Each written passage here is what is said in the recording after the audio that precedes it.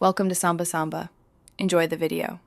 You begin by confirming the correct blade and a sharp edge, because a dull blade causes burn and wander. Next, set blade depth so it barely protrudes through the stock, and align the guide rail with your marked cut line. This ensures a clean edge. Once clamped securely, position dust extraction and test run the saw without cutting to verify alignment and rotation. Then make a shallow scoring pass, this first. Controlled cut reduces tear out and gives you a reliable groove to follow.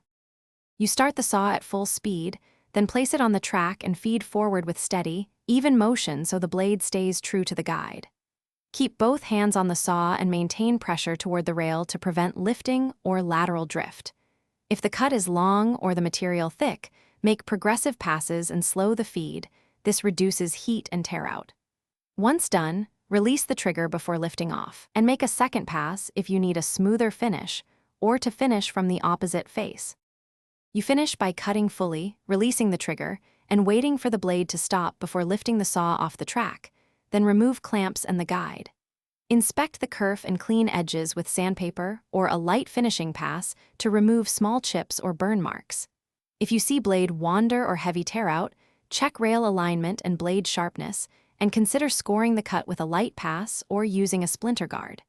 Make adjustments, then reclamp and repeat the cut if necessary. Thanks for watching. Consider subscribing if we helped you.